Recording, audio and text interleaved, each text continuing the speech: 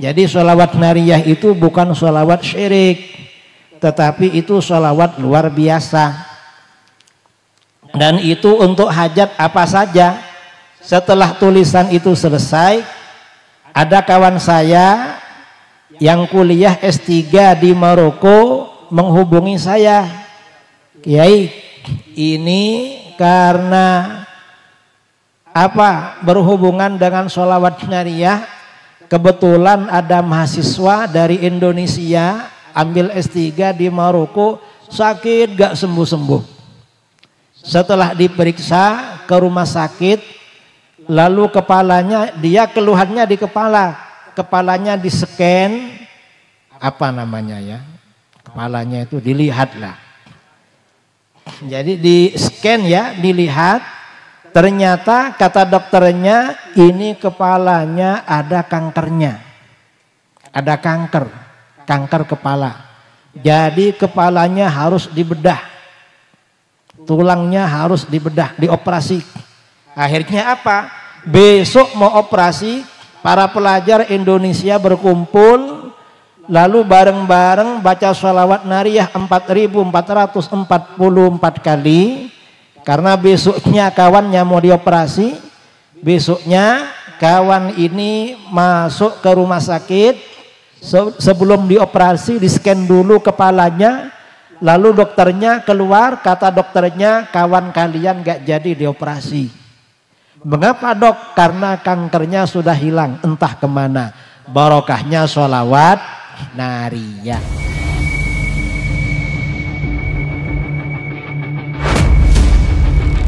أشهد أن لا إله إلا الله وحده لا شريك له وأشهد أن سيدنا محمدا عبده ورسوله اللهم صل على سيدنا محمد طب القلوب ودوائها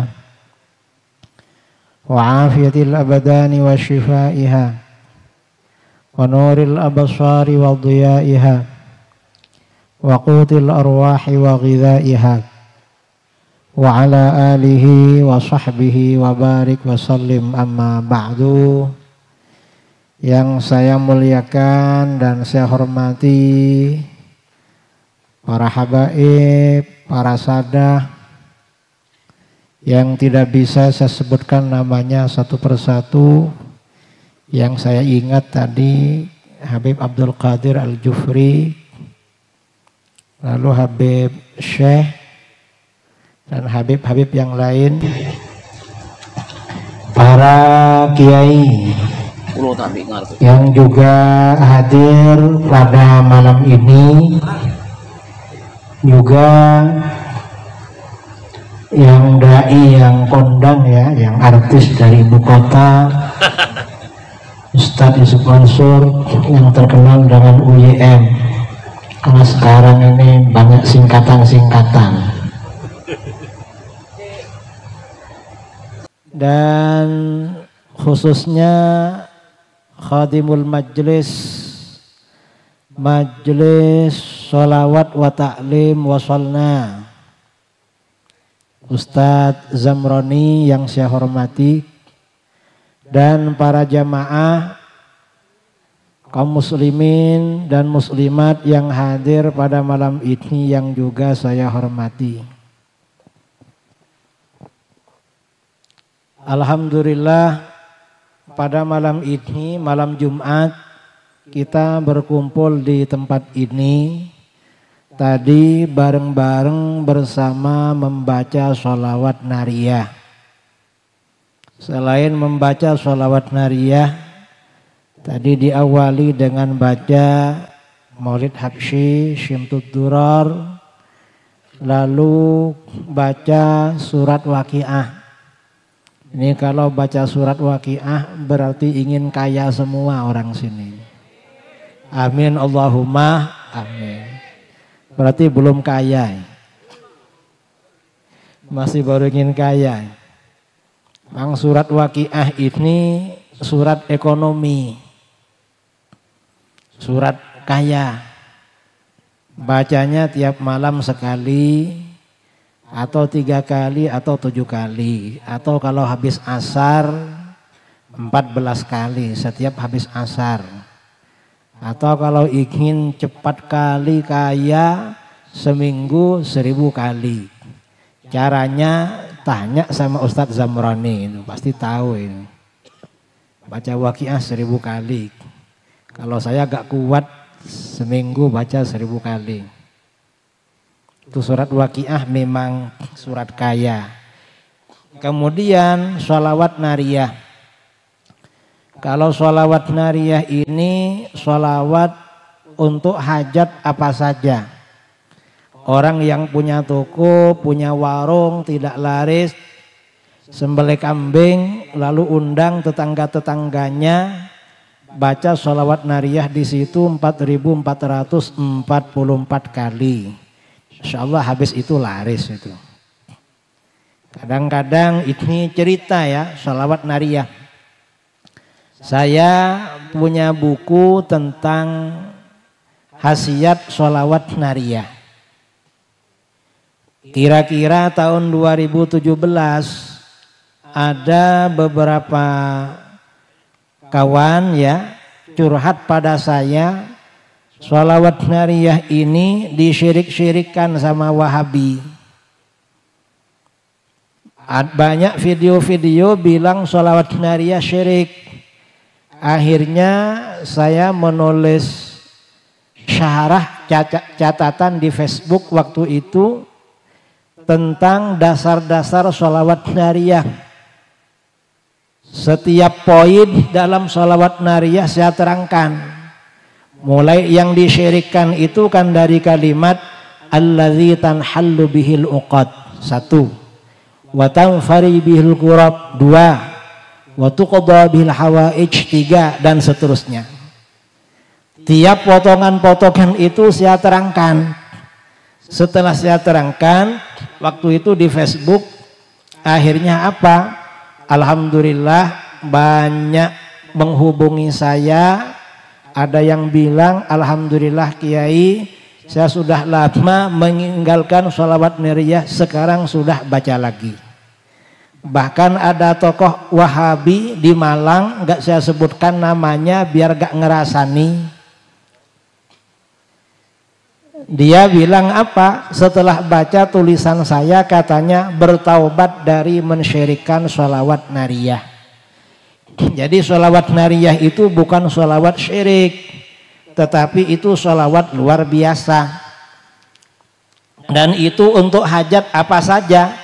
Setelah tulisan itu selesai, ada kawan saya yang kuliah S3 di Maroko menghubungi saya.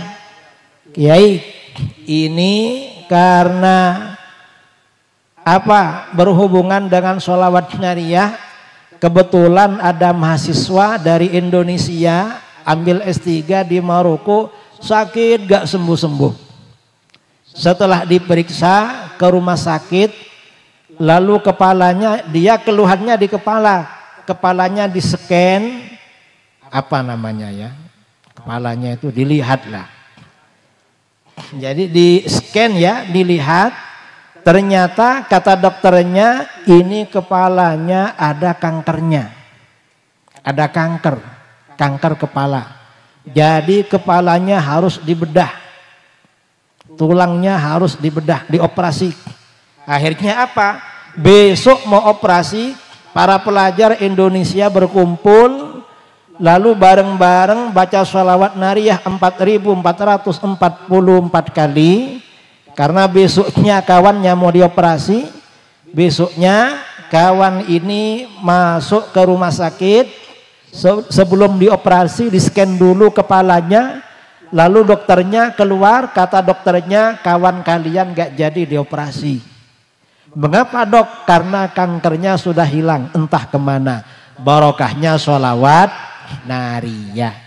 Jadi memang sholawat nariyah ini memang sholawat yang sangat ampuh. Bisa dibaca, bacanya bisa sendiri-sendiri.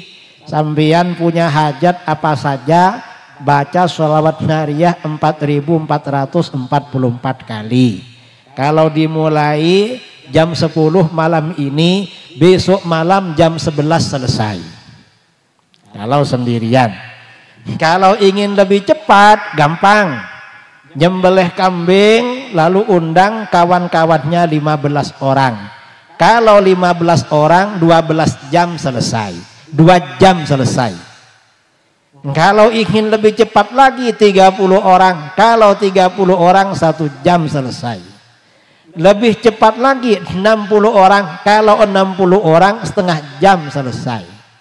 Itu caranya membaca sholawat narian. Nah, saudara-saudara, saya nggak perlu banyak ya menyampaikan tausiah, karena tadi kata Gus Zamzami ini penceramahnya banyak sekali katanya. Apalagi saya dikasih awal, kalau sudah dibilang banyak sekali berarti jangan lama-lama, berarti begitu. Saya senang kalau penceramahnya banyak itu, biar gak lama-lama memang. Kadang-kadang kalau di luar negeri, di Malaysia, saya pernah kalau di Malaysia itu sebagian daerah ada yang minta ceramah 3 jam. Nanti tanya jawabnya 1 jam. Kalau di Indonesia biasanya di Aceh. Di Aceh itu kalau tabligh akbar penceramahnya selalu tunggal. Pagi-pagi panitianya bisi-bisi, Pak Kiai, orang-orang minta ceramah 3 jam. Oh siap. Lalu minta tanya jawab, gak lama Kiai, berapa? 1 jam aja katanya. Mulai jam 9 saya lihat jam terus, kapan muter sampai jam 12. Karena ingin cepat selesai. Dan orang gak pulang sampai jam 12, habis itu tanya jawab sampai jam 1. Orang Aceh. Pernah di Malaysia acaranya 4 jam juga, dapat 1,5 jam listriknya padam. Karena listriknya padam, akhirnya berhenti. Saya kebetulan waktu itu kurang tidur, ngantuk banget memang. Ngantuk sekali. Saya pura-pura gimana ini? Akhirnya setelah kesana kemari, karena gak ada persiapan, dapat 1 jam, kata panitianya, Kiai, ini karena listriknya gak bisa diajak kompromi. Ini sepertinya listriknya ini dari pusat dan gak ketemu kapan berhenti, maka sekarang acaranya selesai. Gimana menurut Kiai? Ya gak apa-apalah kalau begitu terpaksa. Padahal hati saya bilang, alhamdulillah saya dah ngantuk dari tadi. Karena nanti malam mau ceramah itu di luar negeri saudara. Jadi ceramah itu lama biasa. Tapi kalau di Indonesia ini memang biasa. Acara tabligh akbar itu penceramahnya 5 orang. Ini masih lumayan kalau 5 orang. Di Indonesia ini kadang penceramahnya 15. Tabligh akbar mulai malam, habis isya sampai jam 12 malam, besok jam 8 sampai jam 12 siang. Yang 6 orang malam hari, 6 orang siang hari. Kadang lama seperti itu. Cuma ya pesan terakhir dari saya, sekarang ini kita perlu hati-hati dengan fitnah. Fitnah akhir zaman ini banyak sekali saudara. Ada fitnah akidah. Fitnah akidah ini akidah kepada Allah. Kalau akidah kepada Allah ini kita harus berpegangan dengan akidah Ahlus Sunnah wal Jamaah. Dan hati-hati dengan akidah-akidah yang tidak benar. Karena akidah-akidah yang tidak benar ini banyak di mana-mana. Terutama yang aktif ngaji di TikTok. Yang aktif belajar di apa namanya lagi? Di YouTube. Yang aktif belajar di Facebook. Jangan semuanya ditonton. Kalau semuanya ditonton, saudara pusing. Sama dengan saudara masuk Indomaret atau masuk apa, semua makanan dibeli, dicoba, tidak cocok dengan perutnya, sakit perut saudara. Ceramah gitu juga, kalau ceramahnya agak benar, sakit hati. Sakit hati itu artinya apa? Akidahnya bisa rusak. Nah, sekarang ini musim akidah rusak. Akidah kepada Allah rusak itu banyak sekarang ini, sampai mensifatkan Allah dengan sifat-sifat yang tidak benar. Karenanya kita ini ya dalam surat Al-Waqiah tadi terakhir kan dikatakan, difirmankan, fasabbih bismi rabbikal azim. Sucikan nama Tuhanmu, sucikan nama Tuhanmu yang maha agung. Apa yang dimaksudkan sucikan nama Allah? Kita ini setiap selesai sholat biasanya baca subhanallah 33 kali. Allah maha suci. Apa maksudnya Allah maha suci? Allah itu maha suci dari segala kekurangan. Allah itu bukan maha suci dari kotor. Bukan. Allah bukan maha suci dari najis. Bukan. Karena Allah bukan benda. Yang dimaksud Allah maha suci itu maha suci dari segala kekurangan. Baik dalam sifatnya maupun dalam zatnya maupun dalam perbuatannya. Karenanya apapun yang dianggap kekurangan bagi Allah, maka Allah sucikan dari itu. Karena orang-orang sekarang ini ya, kadang-kadang mensifatkan Allah dengan sifat yang tidak benar. Kadang-kadang bilang apa? Kadang-kadang bilang Tuhan tersenyum. Bikin puisi Tuhan tersenyum. Memangnya Tuhan kayak kamu? Punya mulut, kalau bangun tidur bau. Memangnya begitu? Kok dibilang tersenyum? Kadang-kadang bilang apa? Kadang-kadang nanti Tuhan mikir. Loh, kok Tuhan dibilang mikir? Kalau mikir itu berarti bodoh. Kita ini mikir duluan karena bodoh. Kalau Tuhan itu punya sifat ilmu. Dan ilmunya Allah tidak didahului dengan kebodohan. Makanya agak dibilang mikir.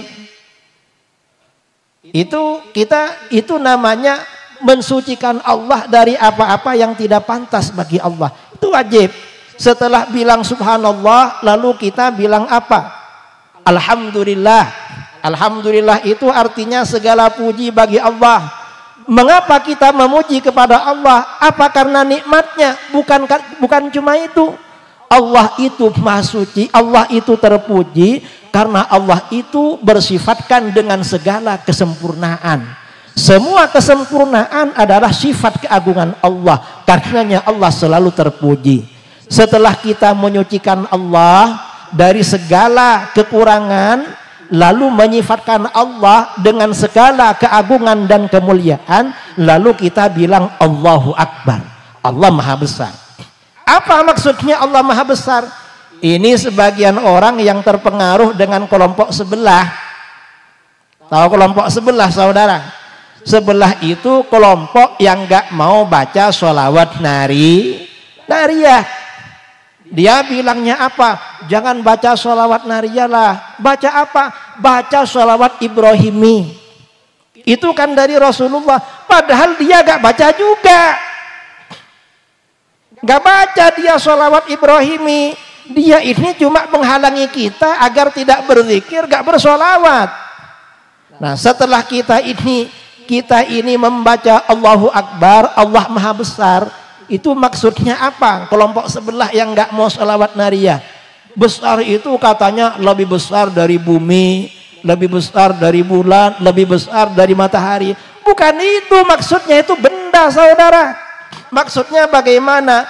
Walaupun Allah kita sucikan dari segala kekurangan, lalu segala kesempurnaan kita sematkan kepada Allah, Allah lebih besar dari apa yang kita sucikan dan dari apa yang kita sematkan kesempurnaan pada zatnya. Itu maksudnya seperti itu. Ini kalau di dalam pujian yang lain dari Rasulullah SAW dikatakan subhanaka la nuhsi thana'an 'alaik anta kama asnaita 'ala nafsik.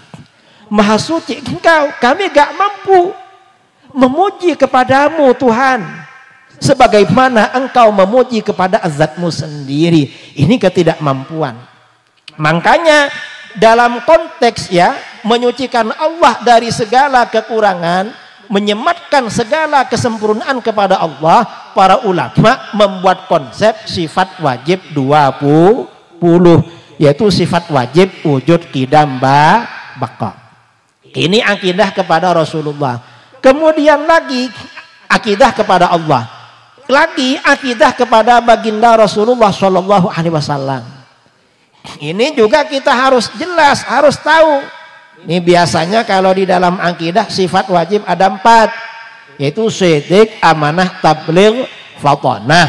Sebenarnya bukan cuma itu, lebih banyak lagi.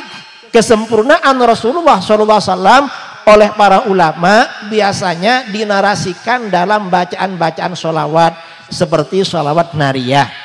Kalimat-kalimat dalam sholawat nariyah itu merupakan apa namanya? Dalam sholawat nariyah itu merupakan gambaran kesempurnaan baginda Rasulullah SAW. Alladzi tanhallu bihil 'uqad wa tanfarju bihil kurab wa tuqda bihil hawaij wa tunalu bihir raghaib wa husnul khawatimi wa yustasqal ghamam biwajhihil karim ila akhirih. Itu merupakan kesempurnaan baginda Rasulullah SAW. Kelompok sebelah karena gak ngerti maknanya gampang aja bilang syirik, padahal dia aja bodoh. Memang susah kalau orang bodoh. Ini akidah tentang Rasulullah SAW. Sekarang ini yang terakhir ada fitnah baru ya, yang sudah setahun lebih sampai sekarang gak kelar-kelar, yaitu fitnah nasab. Kita gak perlu ikut-ikutan fitnah nasab. Dan salah satu tokohnya fitnah nasab, walinya ada dekat-dekat sini katanya, dekat Dondang Legi, gak tahu di mana itu. Itu orang gak jelas, jangan diikuti. Kita ini tetap ya ikut para kiai, para ulama dulu yang memang mencintai para habaib, juga mencintai wali songo, mencintai kiai-kiai. Ini sebenarnya memang program dari orang-orang di luar Islam, gimana habaib dihancurkan, di mana kiai dihancurkan ya, kemudian NU dihancurkan, ormas-ormas Islam dihancurkan, akhirnya Islam yang hancur, saudara. Ini hanya bagian dari program saja, karenanya kita hati-hati dengan itu. Gak perlu ikut-ikutan, apalagi mempromosikan fitnah-fitnah akhir zaman yang terjadi seperti sekarang ini. Karena itu sangat berbahaya bagi kita. Saran saya, saudara-saudara, tetap istiqomah ikut majelis sholawat wa taklim wa sholna. Ajak saudara-saudaranya, kawan-kawannya yang belum ikut, ajak ikut. Tiap malam apa Gus? Senin malam Selasa aja, biar kalau masuk surga gak sendirian. Karena senang itu kalau sendirian gak enak. Orang itu masa-masa senang biasanya merindukan orang-orang yang kita cintai ada di sekitar kita, betul. Orang-orang yang kita senangi, orang-orang yang kita kenal ada di sekitar kita, betul. Makanya orang-orang yang kita cintai, orang-orang yang kita sayangi, ajak bareng-bareng ke majelis wasolna agar nanti barangkali bareng-bareng masuk surga. Amin Allahumma amin. Saya kira ini yang perlu saya sampaikan, mudah-mudahan bermanfaat. Nanti kita dengarkan tausiah dari yang lain-lain, dari selain saya, para kiai, para habaib, Ustadz Yusuf Mansur. Mudah-mudahan nanti sampai jam 1, jam berapa ini biasanya? Jam 2 sampai jam 3 ya. Oh, sampai jam 3 katanya ini. Ya gak apa-apa lah, mudah-mudahan bermanfaat. Assalamualaikum warahmatullahi wabarakatuh.